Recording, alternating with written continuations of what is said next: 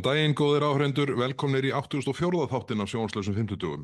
Við setjum hér í hljóðverinu í Vonarstrætinu og ætlum að fara yfir það sem borið hefur á daga landsmanna í pólitíkinni og svo sem öðru sömuleiðis og líka eitthvað að líta erlendis. En þetta er merkilegur dagur í dag, 7. júní, 80 ára afmæli D-Day. Já, innrásarinnar í Normandí. Já, Veistu fyrir hvað D-ið stendur í D-Day? Eða HIH Hour. Ég fletti þessu upp á þessu tilefni. Já. Og eftir sem kemst næst, þýðir þetta bara Date Day eða Day Day. Það er að segja, dagsetningin sem má ekki nefna því hún er leynileg. Já, já. Og H-hour er klukkustundin þegar að aðgerðin á að hefjast. D er dagurinn þegar aðgerð á að hefjast. Já. Og það hafa verið margir D-Day í gegnum tíðina, en þetta er tímalaust svo frægasti. Já. Og markaði upphafið að endalokum Þýskalands nasismans. Þeir hefði náttúrulega verið búin að gefast upp áður en að þetta hófst, en það fór í hönd þarna, hátt í 2 ár, 1 ár af áframhaldandi stríði í Evrópu sem að hefði nú verið betra að forðast. Já, vissulega. En merkur atburður og ástæða til að minnast hans. Leið sorglegt að sjá hversu fáir eru eftir af þeim sem að upplifðu þetta og tóku þátt í þeir týna tölunni innrásinni. Þeir eru 99-100 ára gamlir flestir sem að mæta þarna. Hann en svona það var nú líka Hrumur forseti sem að mætti til hátíðahaldan í dag. Ég er búin að sjá nokkur vídeo á Joe Biden. Það er ekki Þetta er ekki að þróast til betri vegar því miður. Nei, það er alveg augljóst. Þetta er svo skrítið að þeir haldi sig við að bjóða hann fram, demókrataflokkurinn. Það er þetta alveg löngu búið að temja hann, það er búið að fá hann inn á allt nýja vókið og demókrataflokkurinn er ekki lengur sá flokkur sem hann var, ekkert alls fyrir löngu. En mér finnst skrítið að þeir skul ekki bara hafa lagt kaldara mat á þetta. Ég var í London einhvern tímann í fyrra og rakst þar á 2 Amerikana í lobbyinu á hótelinu og gaf mig á tal við þá og spurði þá hvernig ætli þið að bjóða fram gegn Trump, af því það hefði komið fram að þetta væri demokratar frá New York. Og hvað menurðu? Biden eða þetta? Nei, láta ekki svona. Hver haldið að verði frambjóðandinn ykkar? Biden, hann er bara búin að standa sig frábærlega og þetta eru bara einhverju slúðusögur og verið að draga upp einhverja ranga mynda á honum. Hann er alveg í toppstandi til að leiða Bandaríkin áfram á næsta kjörtímabili. Þannig að það virðist bara vera að menn séu í einhverju afneitun þessa stöðu. Og það verður þá áhugavert að fylgjast með kosningabaráttunni þegar að Trump eins og hann nú er yfirlýsingaglaður og með sínum kostum og göllum. Já, og svo Biden blessaður. Og Kamala Harris í aftursætinu. Já, ætlir verið ekki bara með hana sem var að fórseta áfram. Já, var frá stefni. Ef þeir get ekki skipt Joe Biden út af hverju Einmitt. En þetta er mesta veldi heims að það skuli verið í þessari stöðu. Það er ekki gæfulegt. Ég bara svona, þetta var eitthvað svo áberandi frá þessi vídeo sem maður hefur séð í dag frá minningarathöfninni hvað Biden virtist vera í vondu standi og þetta var einhvers bara eftir ágerast. Það er því miður hætt við því og þetta er mikilvægt að vera ekki með aldursfordóma, en það er misjafnt með hvaða hætti aldurinn færist yfir menn. Konrad Adenauer var kanslari Þýskalands þegar hann var 93 ára gamall og enginn vandraði hjá honum. Nei, akkurat. En þetta stefnir í áhugaverða kosningabaráttu í Bandaríkjunum, skulum við segja. Það eru víða forsetar heldur í Bandaríkjunum. Það er nú við hæfi að óska Höllu Tómasdóttur til hamingju með kjörið. Já, við gerum það sjálfsögðu. Þetta var meira afgerandi niðurstaða en meðan byggust við. Já, ég held að það er ekki að hafa mörg orðum það svo sem. Veðbankarnir hafi ekki margir verið svona með stilta prósentuna þarna í þessu nágrenni. nei, einmitt. Þannig að en það vakti athygli mín að utanríkisráðherra virðist hérna svona hjóladáldi í forsetann nýkjörna Já, í grein sem birtist í Morgunblaðinu. það var merkilegt að sjá það. Já. Hvernig orðaði hann þetta aftur? Að það væri hræsni, var það ekki? Jú, ég held að hræsni hafi verið orðið Að, sem hún notaði.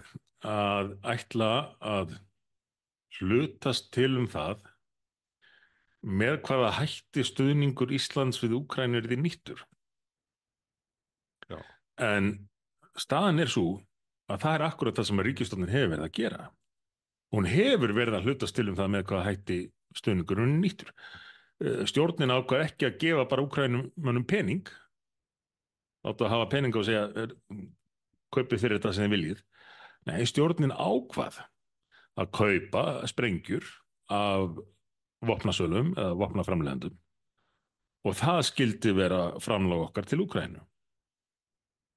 Þannig að ríkisstjórnin, hún hlutaðist til um hvernig stuðningur okkar við Úkraínu ætti að vera. Mhm.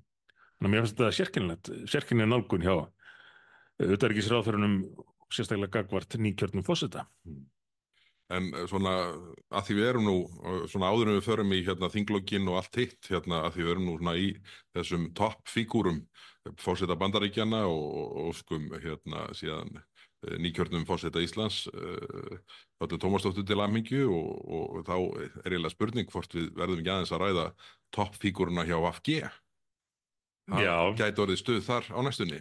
Nú er virðist vera svona skipulögð svona aðgerð í gangi til að flýta já. landsfundinum eða landsþinginu þeirra sem átti að vera einhvern tíman seint í haust held ég en ætlaði að vera ekki svona endaðan ágúst byrjun september miðað við svona það sem verið að teiknum núna og þegar ég held að spá mín frá því fyrir nokkrum þáttum síðan að þegar Svandísi hentaði mynd hún gleypa mumma í einu munnbita.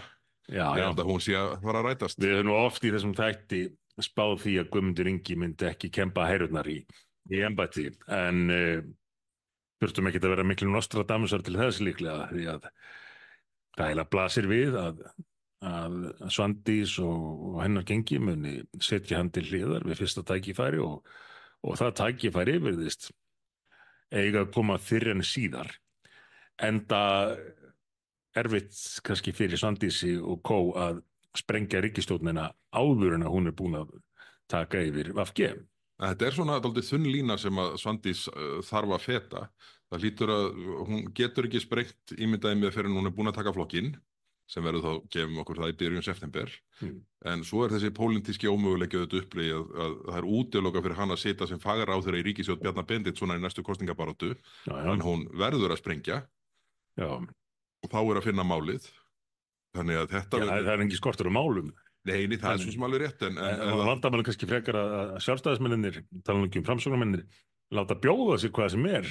Já, því það langar bara að vera í stórunum. Þú meinar þetta sé svona eins og að loka sekundum í körfuboltaleik þegar menn þurfa að brjóta til að koma andstæðingum á vítaliðina en tekst það ekki. Það er því bölvuð staða fyrir Vinstri græna í endurreisnarvinnunni sinni. En þetta verður forvitnilegt að sjá hvernig Svandís, sem maður segir það nú bara eins og manni finnst þetta blasa við, hvernig hún spilar úr þessu. Já, en Guðmundur Ingi reyndi nú að nota tækifæri sem gafst óvænt til að láta til sín taka. Já. Með hætti sem að mér finnst alveg ótrúlegur og ég held að hafi aldrei gerst áður að hann var komin í þá stöðu að leysa af forsætisráðherranum. Bara stýra fundi ríkisstjórnar. Og notaði tækifærið til að fara að skipa embættismönnum forsætisráðuneytisins fyrir að hefja rannsókn á lögreglunni eftir þann álætin sem urðu fyrir utan einhvern ríkisstjórnarfund. Ég skilur þetta ekki ekkur þessi ríkisstjórnin alltaf að funda þarna í umhverfisráðuneytinu en það er önnur saga. Einhvers staðar upp fyrir ári. Já. Ég veit ekki hvað þeim gengur til með því en hvað það? Mér finnst það hallærislegt. Ríkisstjórnin á almennt að funda í stjórnarráðinu og annars í ráðherrabústaðnum eða á sérstökum fundum á landsbyggðinni. En hvað það? Þarna urðu þessi átök við lögregluna og skömmu síðar er Guðmundur Ingi komin í þá stöðu að stýra ríkisstjórnarfundi og notar það tækifæri til að skipa embættismönnum fyrir að hefja rannsókn á lögreglunni sem sko, er ekki einu svona undir forsætisráðuneytinu. Nei, einmitt. Og þeir auðvitað bara tóku við þessari beiðni og senda hana í Þið Þorrablótsnefndar gerir ég ráð fyrir. já, kannski verið eðlilegast, en þetta mun vera komið í dómsmálaráðuneytið.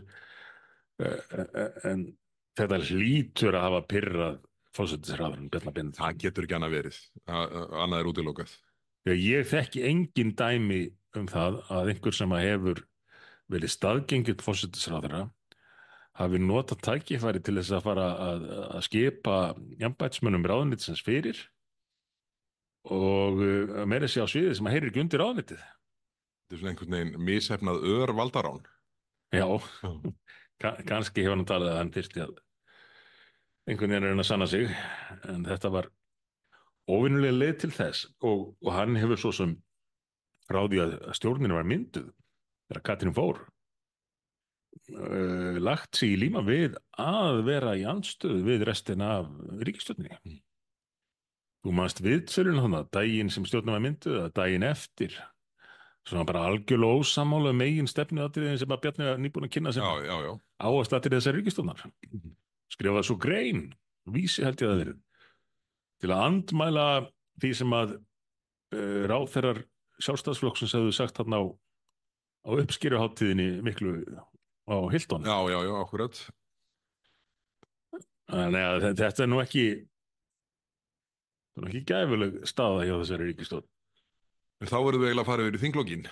Já. Það er nú einhver ógæfulegasta staða sem ég hef orðið vitni að síðan ég kom hingað inn á þing. Fannst eftir einhverju viðlíka? Nei. Áður en ég kom inn eftir að þú mættir? Engan veginn.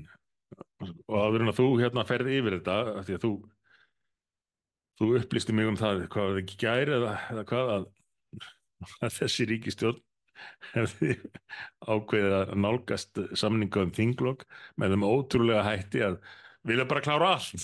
Núna þeir eru hvað, 6 dagar eftir? Já, kostulegt. Já, þá hef ég alltaf haft smá samvinskupið yfir því að þegar ég var í fósturráðuneytinu þá nefndi ég ekki að standa í þessum fundum, þingloka samningafundum. Þannig ég breytti þeirri hefð sem hafði verið að formenn flokkana sömdum þinglok í það að þingflokksformenn sömdum þinglok. Það er sem þér að kenna, ég sitt. Það er mér að kenna, já. En ég held þessi nú kannski alveg eðlileg ráðstöfuna því þingflokksformenn eru nú svona best inn í því sem er að gerast og með mesta yfirsýni við stöðuna. En já, þetta er mér að kenna, þú sérst á þessum fundum. Takk fyrir ekkert. En segðu þeim sem heima sitja frá reynsluðinn af þessum fundum í þetta skiptið. Þetta er nú ósköp krútlegt allt saman enn sem komið en það er við litlu að búast þegar sko talsmenn stjórnarflokkana bara beinlínis segja frá því í sjónvars- og útvarpsviðtölum að stjórnarflokkarnir hafi ekki náð saman. Þannig að það sé ennþá töluverð vinna eftir til að þeir náu saman og ég bara man ekki eftir svo breiðu bili sem nú er nokkuð tíman áður. Það er eina skýringi sem getur verið á því að ríkisstjórn nálgist þetta með þessum hætti, komum bara með allan listan, við viljum bara klára allt, af því þau eru ekki sína milli búin að Nei, það er ákvarðat málið og það var nú í rauninni bara þannig að það eru þetta ekki neitt að funda á meðan ríkisstjórnin er ekki búin að, stjórnarflokkarnir er ekki búin að ná niðurstöðu sín á milli. Þá bara mallar þetta einhvern veginn með þessum hætti en ég reyndi nú að draga það eins fram í pistli í Morgunblaðinu í morgun í 15 smákanum að þetta eru þetta mjög skrítin staða. Það er sko, hvað eru menn að fá út úr þessu svona á endanum? Sjálfstæðisflokkurinn fær að kjamsa á þessari nýju mannréttindastofnun, hækkuðum listamannalögunum, stórhækkuðum og fullt af öðrum málum sem að sko annarkot kosta eða gera lífið leiðilegra eða leggja auknar byrðar á fyrirtæki og heimili. Nú Vinstri grænum líður auðvitað mjög illa með útlendingamálið og auknar rannsóknarheimildir lögreglu og síðan framsóknarmennir auðvitað eins og vanlega fá bara eða meiri pening. Þeir eru búin að afgreiða og nefnd útlendingamálið. Já, það meira segja Jódís sem var í viðtali á Bylgjunni í gær er á álitinu. Við munum ekki gefa neitt meira eftir. Nei, this is it. En það hlýtur að þýða þá að það sé búið að finna þetta út nægjanlega til þess að Vinstri grænir sætt sig við það. Já. Eins og með fyrir útlendingafrumvarpið þeirra sem fór í gegnum 5 umferðir og blessaði sjálfstæðismennir að eigin frumkvæði þyntuð út í hvert skipti til að reyna að hafa vinstri grænan góða. Já, já, og þyndu það síðan út í meðförum hverju sinni. Já, einmitt. En sko þetta eru, ég held að, já eins og ég sagði á hann, ég held að ég bara man ekki eftir svona viðlíka stöðu við þinglok, að því það er ekki eins og, sko þetta hafi verið einhverju samfellu. Stjórnarflokkarnir höfðu allt forsetahléið, þess að tvær þingvikur það sem ekki var fundað í þinginu og nú erum við á fimmtudagskvöldi að taka upp hérna kvöldmataleiti og á morgun föstudag það er búið að breyta þeim degi í nefndadag. Þannig að fyrri vikana tveimur er í raun búin. Já. Og það mjagast ekkert. Heyrðu, veistu hvað ég er að fara að gera í fyrramálið? Ég þori ekki að giska. Ég er að fara á fund stjórnarskrána. Nei. Með nýja forsætisráðherranum sem einhverju hluta vegna virðist bara fá sína dagskrá eins og hún var hjá Katrínu. Það var sérstætt áhugamáli hjá Katrínu að breyta stjórnarskránni. Ég held þetta að vera bara grín. Ég sá þetta fundarboðið. Já, maður skildi ætla það, en það er ekki.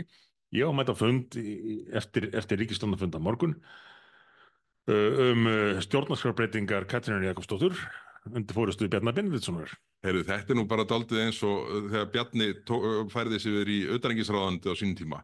Þá var hann sko obban á sínum tíma þar að hitta einhvern fólk sem að Þórdís Kolbrún hafði lofað að hitta og hann hafði engan á að hitta og var svona hálf svona lúpulegur frá undanlösum. En það kom alltaf tvittifæslur. Hér er ég með utanríkisráðherra Slóveníu og við áttum mjög gott samtal það sem að sameinar þessi lönd og eitthvað svona. Það eru svo loksins kom eitt fundur sem Bjarna langaði á. Það var 75 ára afmælisfundur og þá hætti Álfar Katrín að setja sendur og hann komst ekki. Þannig að er bara sami taktur að taka við honum í forsætisráðuneytinu. Hann bara tekur lista frá götu og heldur áfram. Það var búið að fylla dagskrána og bara tekur við henni. Þetta er mikil samviskusemi. En sko, já, ég sá þetta fundarboð út af þessu stjórnarskrármáli en ég hélt þetta væri bara grín.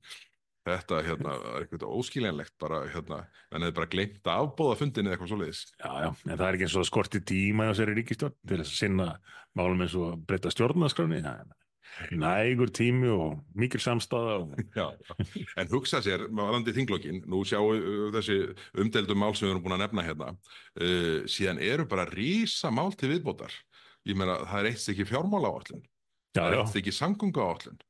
Þú veist, það er bara, þetta er sko, þetta er runa sko alvöru mála sem er óleyst og fyrri vikana tveimur er búin. Þannig að ég held þetta endar í framlengingu sko, það er bara spurning hvort það er 1 eða 2 vikur, ég vona að það veri 2. Fínt að fá bara að klára júní og hafa mikrofónin hjá okkur í stjórnarandstöðinu á meðan. Já. Ríkisstjórn langar yfirleitt að sleppa inn í sumarið. Hvað þá þessa ríkisstjórn? Maður hefði haldið það, bara eins og þau voru sendt heim í fyrra. Akkurat. Brasi var orðið á mikið. Ákvað bara, ég slepp mér þessu bara. Sjáum hvort við getum leyst málið í sumar. Svo náttúrulega leist þetta ekki neitt yfir sumarið. Það er spurning hvort við reyna það aftur eða hjakka hér í hlutunum einhverjar vikur í viðbót og þá er það bara ágætt. Já, það er óskastaða. Það er óskastaða, en þá er náttúrulega hættan að það komi upp einhver mál sem að ríða stjórnina fullu. Já, svona ef allt væri eðlilegt þá væri nú hvalveiðimálið þeirrar gerðar. Heyrðu, en það er ekkert eðlilegt. Þú spurðir það. Ég fór í fyrirspurn við matvælaráðherra Bjarkey Olsen í morgun og þar sagði hún að niðurstöðu hennar væri að vænta á þriðjudaginn og þetta er algjört hneyksli að sko það sé búið að draga bæði fyrirtækið, starfsmenn, þjónustaðala þessa fyrirtækis og í rauninni bara sko landsmenn alla á asnaeyrunum í alla hennar tíma. Svo er farið í þá vegferð að senda sko umsagnarbeiðni á alla og ömmu þeirra þegar sko umsagnaraðilin er í raun breytt sem er Hafró. Hafró svaraði bara á korteri, við bara stöndum við fyrir ráðgjöf okkar minna þessi 161 langreið. Og staðan er þetta bara svo, lögin eru eins og þau eru. Það liggur fyrir veiðiráðgjöf Hafrannsóknastofnunar bara gefðu út leyfið og það fyrir löngu síðan. Já, og það er búin að koma úrskurður það að ráðherra eigi ekki kost á öðru. Akkurat, og sko í staðinn þá er málið sendt til umsagnar út allan bæ mörgum mánuðum eftir að beiðnin kemur inn. Þetta er algjört hneyksli. Menn geta verið á móti hvalveiðum, allt í lagi með það. Ég ger engar athugasemdir við þá skoðun. Beiti ykkur þá bara fyrir lagabreytingu. Það er nefnilega málið. En ráðherra verða að fylgja lögunum. Vinstri grænir hafa haldið á þessum málaflokki núna síðan 2021. Þau hafa verið í fullum færum það að leggja fram breytingu á þessum lögum 2021, 2022, 2023 og 2024. Þau hafa bara haft næg tækifæri til slíks en hafa bara ekki gert það. Þannig að þetta er sko skaðabótakostnaðurinn auðvitað hleðst upp bara fyrir okkur skattgreiðendur en þeim er alveg sama. Alveg sama. Og ég bara, þetta er algjörlega fyrir neðan allar hellur og nú segir matvælaráðherra að afstaða hennar verði kynnt á þriðjudaginn í næstu viku og það er nú þetta þannig að sko starfsmenn í svona svona starfsemi, þeir eru ekki hilluvara sem þú sækir út í bónus. Þetta eru aðilar sem eru bara í störfum annar staðar og losa sig til að fara á þessa vertíð. Þannig að vertíðin er fyrir bí nú þegar og það var auðvitað markmið Vinstri grænna. En þessum ráðherrum er alveg sama þó að komi einhver skaðabótakrafa og ríkið fyrir að greiða. Það er nóg til hjá ríkinu, það bara borgar milljarða fyrir þeirra vangetu til að leysa málin. En sko, gott og vel að Vinstri grænur ráðherrum sé alveg sama, en að Sjálfstæðis- og Framsóknarráðherrum sé alveg sama. Það er það sem ég skil ekki. Þeir voru nú nokkrir búin að setja sig í stellingar til að fella ríkisstjórnina út af þessu máli. Og svo er það einhvern veginn glemt núna eða hvað? Já. Það var ekkert að baka það. Nei. Hvað er sagt hérna? The bark is worse than the bite. Þetta er hérna, já, þetta er alveg ótrúlegt hvernig þetta mál er að teknast upp og ég get ímyndað mér að þetta hafi mikinn herkostnað í för með sér fyrir ríkisstjórnina að standa á svona málum. Og síðan bara peningaleg útgjöld og þetta hneysa og niðurlæging fyrir stjórnvöld gagnvart fyrirtækjum og almenningi. Svona geti menn gengið fram. Já. En þetta verður svona forvitnilegt að sjá en ég bara meta þannig að sko lagalega hefur ráðherrann auðvitað enga stöðu aðra heldur en að gefa leyfið út og hefði átt að vera búin að því fyrir löngu síðan. En af hverju láta hinn þetta viðgangast, hinn stjórnarflokkarnir? Er Stokkólms heilkennið orðið bara svona inngreift í þá að þrátt fyrir að VG sé að mælast með 3,3% í könnunum á bara þorðir ekki að segja stigðar yfir? Í hvaða máli hafa til dæmis vinnur okkar í Sjálfstæðisþingflokknum látið sverfast til stáls undanfarin ár? Í engu? Ég man ekki eftir neinu. Nei, ég er nefnilega man ekki eftir. Ég var að reyna að rifja þetta fyrir í dag. Ég man ekki eftir neinu. Og sko framararnir væntanlega fyrst og fremst í því samhengi að fá eða meiri peningum sjálfur. Já. Þannig að þetta er einhvern veginn, þetta er allt á einhverju sjálfstýringu og allt til vinstri. Ég með þetta. Alveg óþolandi. Heyrðu, en þetta það kom upp á fréttir í Mokkanum í morgun. Við tökum snúning á hvalveiðunum aftur af viku liðinni þegar afstaða ráðherrans liggur loksins fyrir eftir alla þennan tíma. En það voru fréttir sem birtust í Morgunblaðinu í morgun af úttekt sem Baudenbacher, gamli vinniðinn, vann fyrir samtök fyrirtæki í landbúnaði. Já, skemmtilegu gæi, Baudenbacher og frúin hans ekki síður.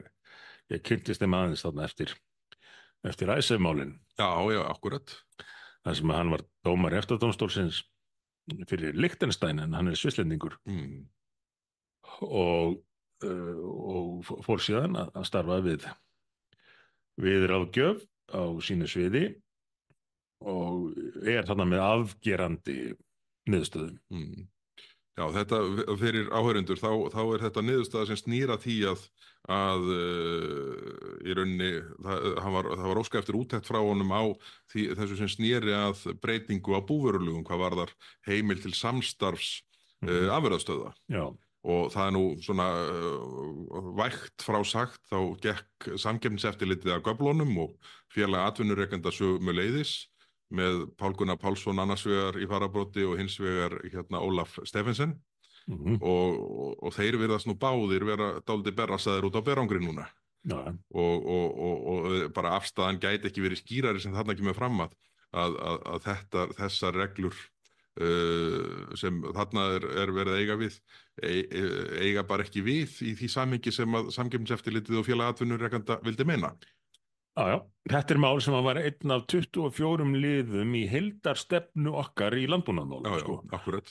Átakinu sem að þurfti og þarf enn frekar núna að gera í landbúnaðarmálum og þar vorum við með svona okkar hætti heildar og framtíðarsýn. En já, já, þetta eina atriði, það þokaðist áfram og hann Þórarinn Ingi Pétursson vinnur okkar á alveg heiður skilinn fyrir það, þótt að ég ætti kannski ekki að vera auglýsan en hann er góðu gæi Já, Tóti toppmaður. já, og bara stóð sig vel í þessu þrátt fyrir efasemdir annara í hans flokki jafnvel og í hinum stjórnarflokkunum og keyrði þetta áfram af bara færni og nú er komin þessi niðurstað þetta enda náttúrulega það segir sig eða ætti eiginlega að segja sig sjálft að bændur á Íslandi starfandi við þær aðstæður sem að þeir þurfa að búa við og í þeirri miklu samkeppni sem þeir eigi við erlenda matvælaframleiðendur, versmiði bú í útlöndum og allt þetta og alltaf verið að opna meira og meira á það og þá verið ég nú að gagnrýna þessu Framsóknarflokkinn og ég hef verið að hrósa Tóta hérna og það er ekki honum að kenna en flokkurinn er bara búinn að sko opna meira og meira á innflutning á matvælum hér í samkeppni við íslenskan landbúnað, matvælum frá erlendum versmiðjubúum þannig að þó að íslensku bændurnir fái aðeins að vinna saman að því að lágmarka eða draga úr kostnaði sem er í þágu neytenda líka. Hvernig geta menn verið að móti því? Já, já, það er nú málið en það var aldeilis og það var já, fordæma lítið held ég bréfið sem að Samkeppniseftirlitið skrifaði hér til atvinnuveganefndar eftir að þessar breytingartillögur komið fram. Það var já, það er ekkit óvarlegt að segja að Samkeppniseftirlitið eða fulltrúi þess hafi farið langt fram úr sér í þeim efnum og einhvern veginn virðist svona að þessu áliti Baudenbacher skoðuðu þá virðist gæta einhvers skilningsleysis eða mögulega misskilnings en í öllu falli þá er alveg magnað að stofnun með þessar ríku íhlutunarheimildir og þessa svona styrku stöðu gagnvart því að koma sjónarmiðum sínum á framfæri hafi gengið fram með þeim hætti sem að stofnunin gerði. Já, er hún ekki bara í pólitík? Það virðist vera að miklu leyti. Og ekkert sérstaklega bændavænni eða landsbyggðarvænni pólitík? Nei, alls ekki. Og það er nú svona fleira undanfari, kannski ekki ástæði til að fara í það hér en það eru fleiri mál undanfarin farið sem að maður klóra sér í kollinum yfir hvað varðar afstöðu Samkeppniseftirlitsins. Já. En hérna við tökum kannski snúning á því við tækifæri. En þetta en að því við erum að ræða hér bændur, þá er nú ekki annað en að hægt en að senda hvatningar og kveðjur og hlýjar hugsanir til þeirra sem að slást núna á Norðurlandi og fyrir austan við veðrið sem hefur gengið yfir núna í júní, hugsaði. Þetta er alveg ótrúlegt og mjög snúin staða hjá mörgum og hreinlega alveg ótrúlegt að finna sig í þessari stöðu að þurfa með öllum ráðum að reyna að taka fé á hús í sumarbyrjun. Nú er gott að fengi maður spena á nattrænni línun. Já, hún sveik okkur núna. Já. En þetta eru miklar hetjur sem standi í þessum slag núna og við bara sendum góðar kveðjur norður og austur í þessum efnum. Við gerum það svo sannarlega.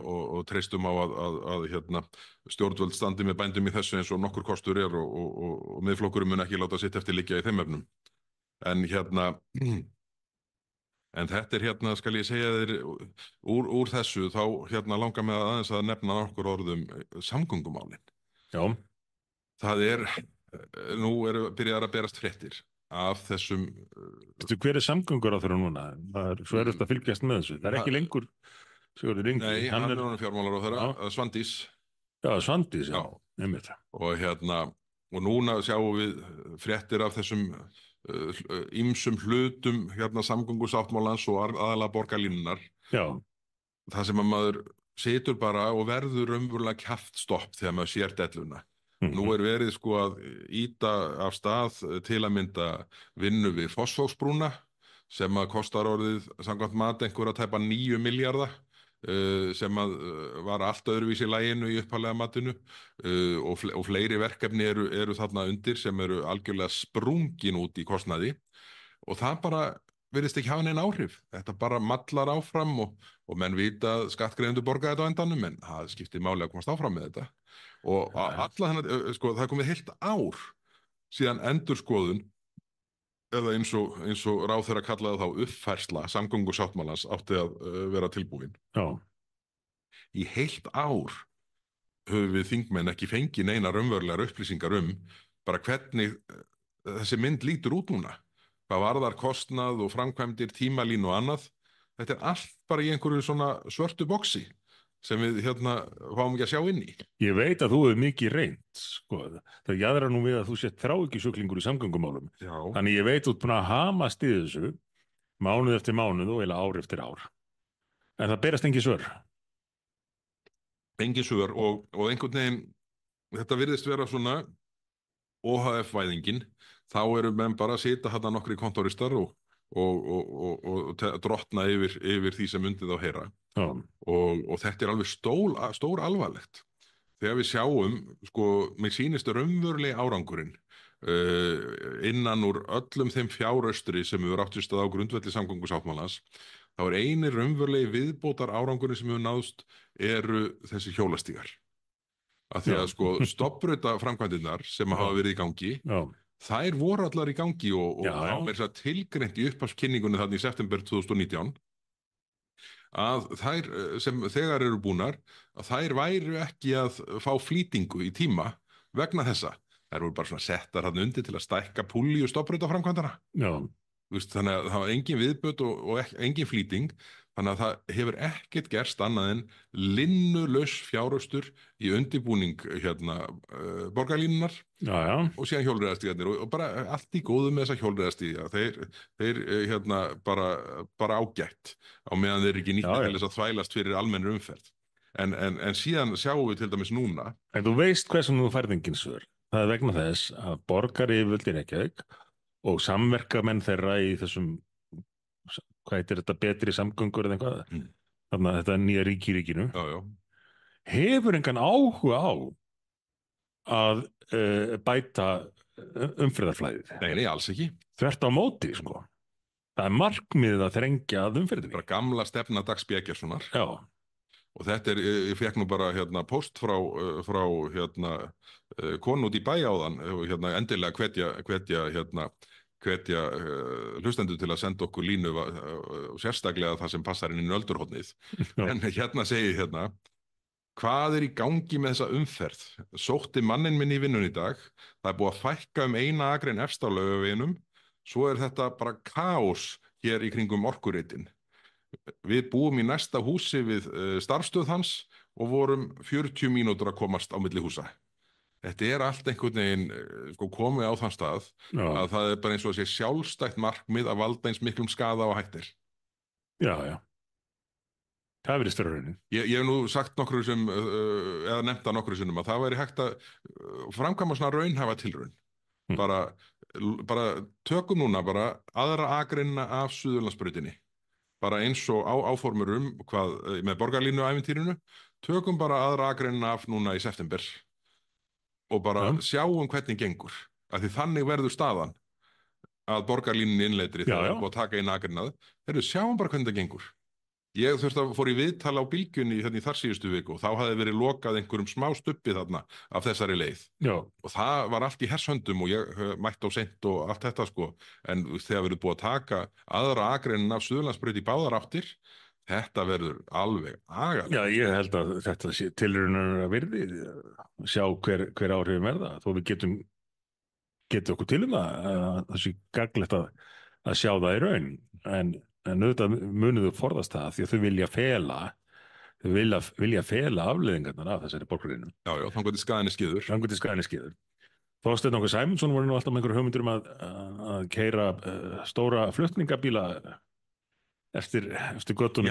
það var ágætis hugmynd. Já, já. Ég var ekki alveg eins hrifinn af pælingum mann sem að gera tværa megin stopparautunum með einstefnugötur Nei, út frá það var New hana. York nálgun. Það var hana. En ég held að sko hugmynd Þorsteins að að einmitt fara með bíla þessar þrengingar allar sem að væru eins í læginu og þessir verðandi superstrætóar. Já, já, Það væri tilraun sem að myndi kannski opna augu einhverja. veit. Þetta verður... Því ekki að gera slíkar tilraunir. Já, við vitum svarið, menn vilja ekki fá niðurstöðuna nei.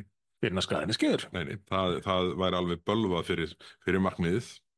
En þetta verður, og svo er nú annað í því ég nefni samgöngumálin og ég nefndi á þann að samgönguáætlun eru þetta mjakast ekki neitt. Og það verður auðvitað alveg sérstakt afrek ef að stjórnarmeirihlutanum tekst að klára hér samgönguáætlun þar sem framkvæmdir á næstu 5 árum á öllu Vesturlandi og öllu Norðurlandi vestra gamla eru með þeim hætti sem að ráðherra stiltu upp í byrjun. Þá eru menn til í að kyngja meiru heldur en ég hefði haldið. Já, já. Það er svona á mörkunum að verði tekin upp skófla á Vesturlandinu næstu 5 árin miðað við áætlanir. Já, þótt þetta sé nú ekki mitt kjördæmi, þá get ég ekki annað en tekið undir með að þetta er algjörlega óforsvaranlegt. Já, þetta er alveg galið. Komið fram með þetta kjördæmi. Alveg galið. Það er eins og að sé að vera refsingurum sem ég veit ekki hver er. Hvað er það ég? En íbúunum sannarlega. Heyrðu, færum okkur aðeins úr samgöngumálunum og yfir í nýlenskuna. Já, umræðan heldur áfram sem er gott og bara við og þú sérstaklega fengið ótrúleg viðbrögð við að rífa þetta mál upp þarna í þar síðustu viku, greinin þín í Morgunblaðinu og umræðan hér í þinginu dagana þar á undan. Já, og þú í viðtali á Bylgjunni þar áður og svona. Fólk auðvitað hefur áhuga á þessu af því að því þykir vænt íslenskuna og almenningur allur gerir sér grein fyrir mikilvægi hennar til að samin okkur sem þjóð. En í framhaldi af fyrirspurninni til menningarmálaráðherrans Lilju Alfreðsdóttur þá ákvað hann að fara í viðræður við Ríkisútvarpið eða svona reyna að leggja þeim línurnar í þessu. Það verður ekki mikið hafa komið út úr því. Ekki nema skætingur. Já, nema skætingur í formi greina frá starfsmönnum Ríkisútvarpsins og nú síðast frá Sigríði Hagalín sem að er nú svona er hún ekki að verða það sem Egill Helgason var áður kallaður umræðustjóri Ríkisútvarpsins. Þetta er ekki óhægt að orða það þannig. Og hún skrifaði allt sérstaka grein, ágætlega skrifaða grein en mjög sérstaka af því að það fannst mér aðeins upp á rökvísina geirfuglinn og líkti tungumálunu við geirfuglinn að það mætti ekki vera eins og geirfuglinn og hugmyndin var þess að þessi alltaf að þróast og þetta var megin þema, það eins og það er hjá öllu þessu fólki, bara alls konar er fínt. Menn tala bara eins og þeir vilja, það er ekkit rétt eða rangt og svo bara þróast þetta einhvern veginn. Einhver svona LSD hugmyndafræði frá 7. áratugnum og við sjáum sömu hugmyndafræði í pólitíkinni almennt að það þurfi ekki rökvísi, það þurfi ekki staðreyndir, bara alls konar er fínt og við höfum að fagna alls konar og fjölbreytileikanum og öllu þessu. Og það er ekki verið neitt sem saminar, engar reglur. En svo kom svargrein við þessari grein frá manni sem að þú getur ekki, þú fáir 1000 tilraunir, getið upp á hver er. Þetta var mjög góð svargrein nema þú hafir séð hana. Sko, nú get ég bara viðurkennt það gagnvart þeim sem er að hlusta að ég hefði þurft svona 5.000 gisk og það hefði sennilega ekki dugað en aldeilis frábær grein frá okkar manni Þór Sari sem að ég er ekki viss að ég hef nokkuð tíma verið sammálaður en hann var alveg hitt þetta alveg á punktinn og setti þetta fram með feiknagóðum rökum og ég var bara sammála honum og hann var sammála þér og mér. Já. þrátt fyrir að sérstaklega tekið fram í greina hann var ekki Miðflokksmaður, var það Ég held að hann hafi nú ekki þurft þess. ekki?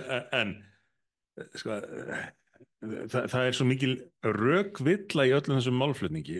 Það sem að hefur kannski mest verið haldið á lofti af þeim sem að vilja rugla tungumálið og hvetja fólk til þess að tala viljandi ránt mál er að það sé í því félist einhvers konar inngilding að, að það sé verið að taka tillit til ólíkra hópa og innan gæsalappa allra kynja. En þetta er regin misskilningur. Því að kosturinn við íslensku umfram til dæmis ensku sem að hefur nú verið nefnd sem svona einhvern veginn þróaðra tungumála því það sé ekki með orð sem hafa kyn eins og mörg tungumál gera, spænska, þýska, franska og allt þetta að því að enskan hefur ekki kyn á orðum þá sé hún meira inngildingarmál.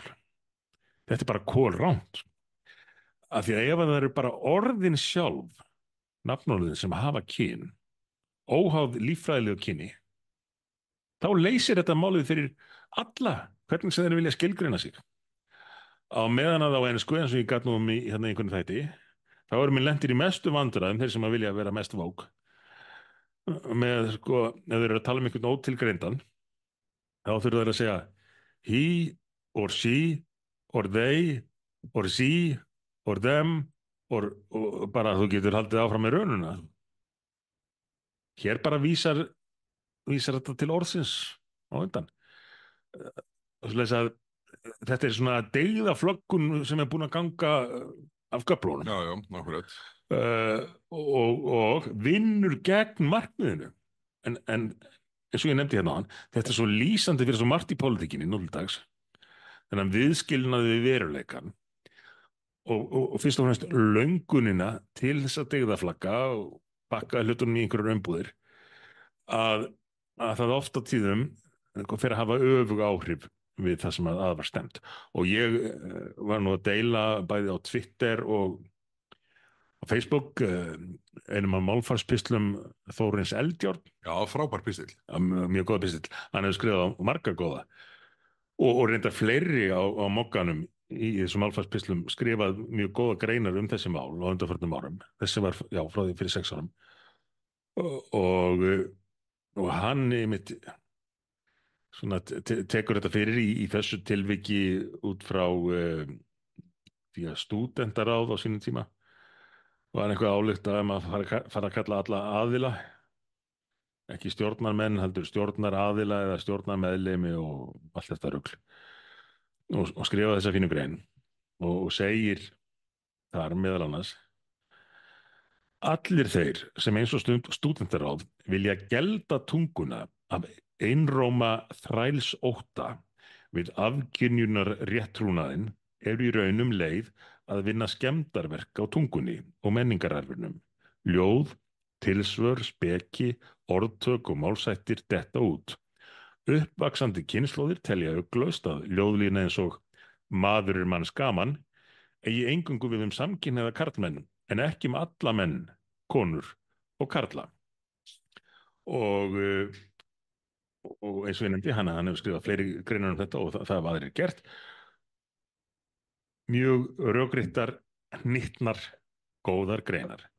En af því að við hluti samfélagsins sem nú reyndar alveg takmarkaður hluti samfélagsins að ganga af göflunum í leit að því hvernig sé hægt að finna sér nýjasta vókmarkmiðið að þá farið í það að reyna að skemma tungumálið og hvernig bregðast menn við þegar það gagnrýnt. Það var nú einn náungi hérna í mínu kjördæmi sem að hefur haft ímyndust á mér einhvern veginn hef ég setið í honum og í huga hans frá því ég kom í kjördæmi fyrst sem að fór að sko skammast yfir því að þessi málflutningur væri, já, ég ætla ekki að nota orðin sem hann notaði. En þetta fáum við oft frá þessu liði að af því það hefur ekki svörin, það hefur ekki rökin að þá er bara farið í manninn. Ég er nú ekki að segja að Sigríður Hagalín hafi gert það, að hún hafi verið að fara í mannin, en mér fannst samt greinin ekki alveg rökrétt. Og það sem að mér fannst sérstaklega óviðeigandi í málflutningi hennar og annara var þetta með sko, að það sé bara æskilegt að tungumálið eh, sé stöðugt að breytast og að allt geti talist rétt. Sko danska hefur breyst mjög mikið, miklu meira en íslenskan í gegnum tíðina. Og fyrir vikið eiga eldri danir í mesta basli með að skilja yngri dani. Og danskar kvikmyndir frá sjöunda, áttunda áratögnum, eins og Olsen-gengið, frábæra myndir, ég mæli með þeim. Uh, ég get að skilja dönskuna í þeim ágætlega, en að tala við Danótt og Götz núna, það er bara allt annað mál. En það fer ég bjó í Danmörkum tíma í námi, þá minnist ég þess að hafa lesið tvær mjög áhugaverða fréttir. Báður held ég að hafa verið í Jótlandspóstunum, en önnur þeirra fjallaði það að dönsk börn lærðu að tala, næðu tökum á tungumálnu mun seinna en íslensk börn. Og það var skilgreint þannig, eða ályktunin var svo að það var vegna þess að tungumáli var alveg svo óskýrt. En einnig, önnur frétt, að Danir þyrftu að byrja að nota heyrnartæki að jafnaði 10 árum fyrir en Íslendingar. Af því að jafnvel Danirnir sjálfir sko, skilja ekki tungumálið sitt. Það er alveg svo óskýrt. Og fyrir alllöngu þá deildi ég nú á Facebook áhugaverðu myndbandi af YouTube sem ég ætti nú kannski að deila aftur, sem að Jackson Crawford, ég veit ekki hvort hann er frendi Cindy, sem manns kannski eftir Crawford. Jú, mann eftir Cindy. En þessi Jackson, hann er svona kúreki í Bandaríkjunum, en mikill málfræðingur og með sérstaklega áhuga á norrænni tungu. Og hann einmitt sko, færði rök fyrir því, eins og við Íslendingar vissum nú lengst af, að einn af meginkostum íslenskunnar væri það hversu vel hún hefði varðveist, hvað hann hefði breyst lítið. Og fyrir vikið hefðum við ríkari og betri og meiri tengsl við fyrri kynslóðir heldur en aðrar þjóðir. Að því að við getum skilið hvað forfeður okkar voru að hugsa og skilið hvernig þeir voru að tjá sig. Við upplifum okkur sem sko, hluta af sama samfélagi öld eftir öld. Á meðan þeir sem að missa tunguna út í bara allt sé fínt og því meira sem hann breytist í betra, þeir glata þessum tengslum við fyrri kynslóðir og framtíðarkynslóðir. Þannig að þetta er eitthvað sem er alveg þess virði að taka slaginn fyrir, jafnvel þó að einhverjir uppnefni mann fyrir vikið. Það eru sum mál þannig. Við höfum séð það svartara. Við höfum séð það svartara, sannarlega. Þetta var fínt við hérna, þetta mál mun halda áfram að malla og gefa næstu mánuðina og við þurfum nú að setja það á minnislistan að spyrja Lilju Alfreðsdóttur hvernig fundurinn gekk með RÚV. Já, einmitt. Því að það sem hefur sést úr þeirri áttinni hingað til bendir ekki til þess að sá fundur hafi verið árangursríkur en kannski hefur hann gjátt sér staðið enn sem komið er. En það er að því við ræddum bændurnar og slag þeirra núna við veðrið fyrir norðan og austan, þá er nú víða slagur hjá atvinnurekendum og fulltrúar minni og millistóra, eða lítill og millistóra fyrirtæki í Grindavík hafa verið að senda hálfgerð neyðaróp til stjórnvalda, hafandi fallið illilega milli skips og bryggju hvað þær lausnir varðar sem voru teknar á verkfærakassa COVID tímabilsins. Við höfum reynt að beina átöklina að þessu ólaustu málum. Ég hef áhyggjur af því, ég ræddi þetta við Bjarna Benediktsson í tengslum við umræðum eitt af Grindavíkurmálum sem er meðförum þingsins núna og það það er einhvern veginn, það er eins og það eigi ekki að gera neitt annað en að framlengja þær aðgerðir sem gripu það til þarna strax í byrjun, framlengja þrjú mál sem voru samþykkt þá, en svona það að nálgast máli með svona fjölbreyttari hætti og að því vandinn er fjölþættari og flóknara mörguleiti heldur en í COVID-tímabilinu. Já, já. Að það virðist ekki, svo nálgun virðist ekki upp á pallborðið og kemur leiðilega óvart að í því efni sé bara sagt við lítum til með þessu í haust því að þau Já, ég tek undir það með þér. Ég var hissa að heyra þessi viðbrögð, að þetta væri bara eitthvað sem ætti að skoða það í haust. Hvað, í miðjum kosningum eða já. Það er nú málið sko þetta, og sérstaklega frá ríkisstjórn sem að vill sko klára öll 300 málin sinni eða hvað þau eru. En ekki þetta. Og flest óþörf, já. Þetta er mjög skrítin forgangsröðun og maður eiginlega bara verður sömuleiðis að senda baráttukveðjur til þeirra sem standa í fyrirtækjarekstri í Grindavík að reyna ná með öllum ráðum að standa þessa áraun af sér þó að stóðsendingarnar séu misgóðar. Já, við gerum það. Heyrðu, það er fleira samt sem er vanrægt, náttúrulega þar með talið mál sem við erum búin að tala hérna margoft í þessum þáttum, sem eru útlendingamálin, innflytjendamálin, þráttir að litla málið er að númer 2, sem er bara breyting á einum litlum hluta þessara stóru útlendingalaga sem er að valda öllum þessum vandræðum. Að leið eru þau að státa sig af, Sjálfstæðisflokkurinn kannski sérstaklega, því að það við dregið mjög úr umsóknum hér hæli. Og svo þegar það er skoðað betur, þá er það bara sko Venezuela fækkunin. Já, er það svoleiðis? Ég var ekki búin að skoða þetta. Það bara af því að Útlendingastofnun... Og var nú tími til komin að það... Já, sjálfsögðu, og hefði átt að gerast fyrir löngu. En af því að Útlendingastofnun er svo að segja leiðrétti fyrir ákvörðun sína Venezuela, þá hefur fækkað komum þaðan. Að öðru leyti er þetta bara óbreytt og gríðarlegu fjöldi að mæta hér til Íslands sem að er rækilega búið að koma sér á kortið. Og svo birtist frétt á Ríkisútvarpinu, unnin upp úr held ég tölum Hagstofunar, og fyrirsögnum var 3 sinnum fleiri sendir úr landi. Ég kíkti á fréttina, nú, jæja, veitur einhvað að gerast? Nei, herðu, veistu hvað voru margir síðast ári? Þessi þrefaldunni. Í heildina voru það 47. Nei. Jú, og ég hugsa að meirinn helminguna af þeim hafi komið strax aftur og kannski á undan lögreglunni. Og þetta í framhald af því að það er búin að koma... Úr sem sagt cirka 18 í 47. Það er nú allur munurinn, 30. Þegar á 15.000 komu. Já, sko 15.000 á ári, og þarna er verið að vinna upp kannski undanfarin 3 ár, það sem að höfðu þá komið yfir 10.000 manns. Uppsafnað, já, einmitt. 47 af þeim voru sendið tilbaka í krafti Dyflinnarreglugerðarinnar, sem að ætti náttúrulega að vera grundvallar regla á Íslandi.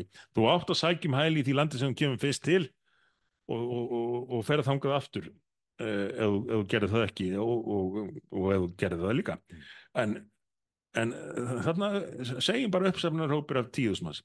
47 voru sendið tilbaka og það kemur fyrirsögn 3 sinnum fleiri sendir úr landi.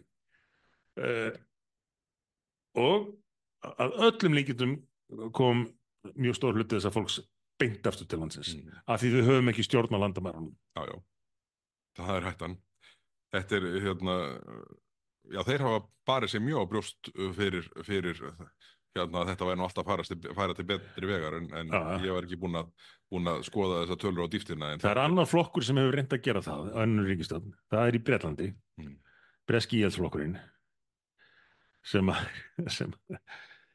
misti náttúrulega gjörsamlega tökin á þessum hælisleitendamálum og er fyrir vikið í bara algjörri krísu, og ekki er það náttúrulega hjálpa þeim þegar að Nigel Farage er mættur á svæðið og ákveður að bjóða sig fram.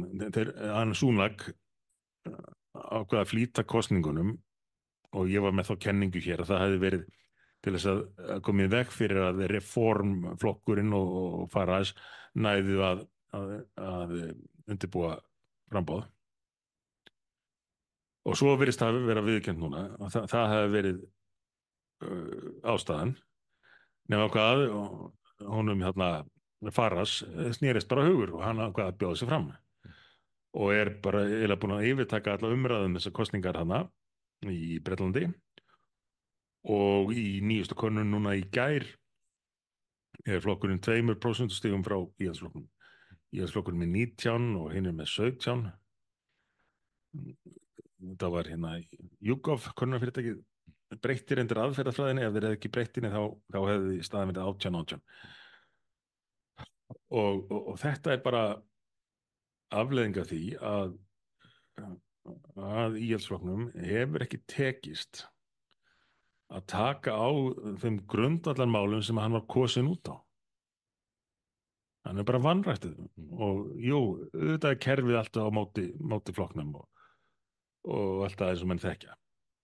En þeir hafa ekki lagt í að takast á við kerfið Nei. eins og þarf að gera og bara snúa það niður á lýðræðislegan hátt. Ná, vonandi láta ég gera mér þetta engar væntingar það að þessi ríkisstjórn læri eitthvað af þessari reynslu Breta frekar en annarra landa í þessum málaflokki. Þetta lagast ekki fyrir að hér kemur ný ríkisstjórn með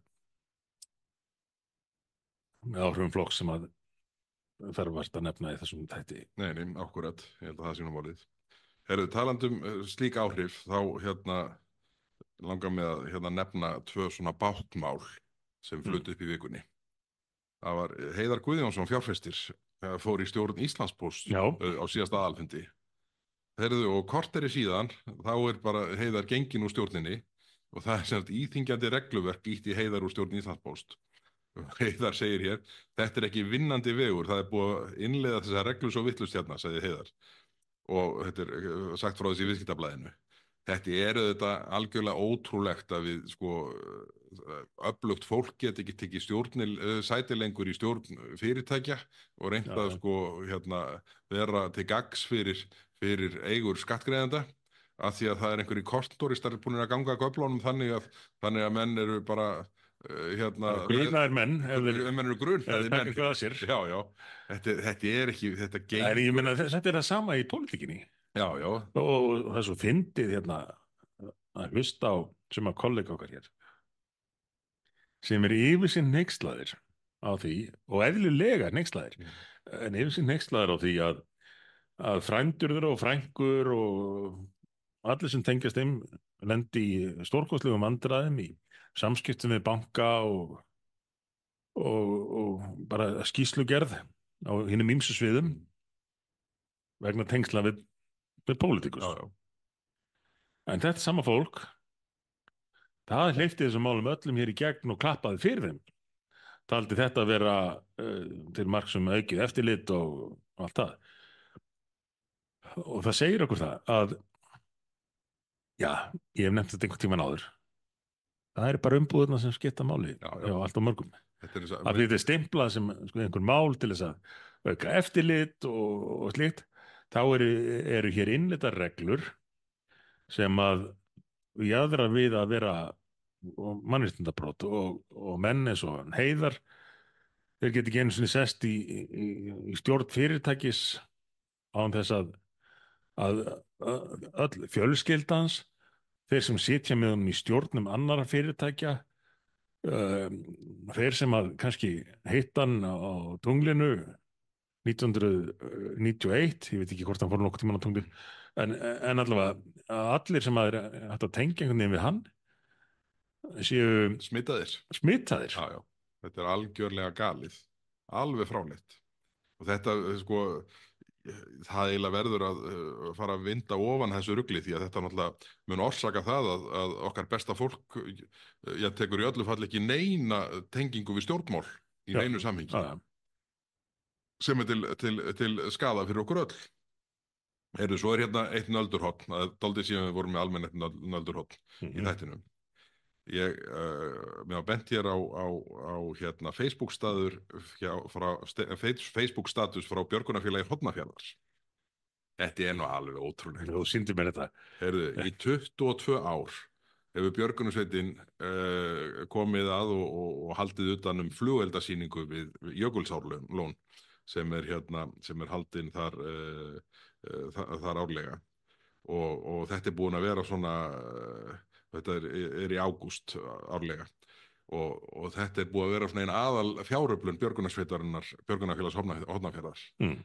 Heyrðu, nú þurfti að fá leyfi frá kontoristónum í stjórn Vatnajökuls þjóðgarðar og nú var það allt í einu orðið snúið og þeir fengu bara afsvar núna 30. maí, bara nei, þið fáið ekki að halda þessa flugeldasýningu aftur hérna, það fellur ekki inn í hérna, svona, það sem okkur hugnast best fyrir þetta svæði.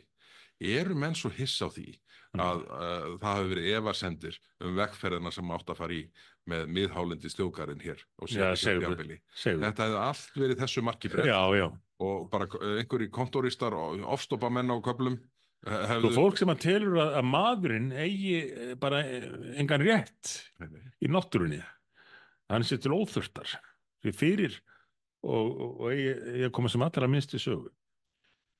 Ég meina, ég vissi ekki af þessum flugeldasýningum fyrir nú. Ég hefði vel getað hugsað mér að keyra það nöstur og upplifa þetta. Ja, sama hér, þetta er alveg örugglega alveg mögnuð upplifun. Já. Að vera þarna á einum fallegasta stað landsins og njóta náttúrunar og horfa á fallega flugeldasýningu. Já, já. Það má ekki gera neitt sem er skemmtilegt. Nei, þetta er leiðilega Ísland, er keyrt áfram með þessum hætti. Þetta er alveg óþólandi en þetta var nöldurhorni núna. Herrin, eru við ekki að vera nokkuð góðir í dag? Við hérna sjáum til hvernig vindur fram í þingstörfum. Ertu að fara að senda mér í ræðu? Já, þú ert á leið í ræðu. Ég tók ræðum raforkumálin áðan og ég held að það hafi verið tímamótaræða hjá mér og ég reikna með annarri tímamótaræðu frá þér. Ég þarf að hlusta á þína ræðu fyrst svo ég verð ekki algjörðu andstöðu við þig. Þetta er endur að sé lítið hlætt á því. Það er ekki líklegt. En kæru áhorfendur, við þakkum fyrir í dag og verðum hér aftur að viku liðinni. Við vonum að það fari vel ykkur öll og sendur góðar kveðjur til bænda og þeirra sem er að berjast við veðrið fyrir norðan og austan og vonum að störfin hér í þinginu að þeim vindir svona einhvern veginn með skynsamlegasta hætti fram næstu dagana þó að það sé ekki á vísan að róa með það. Við segjum það gott í dag. Bless, bless. Takk fyrir. Bless.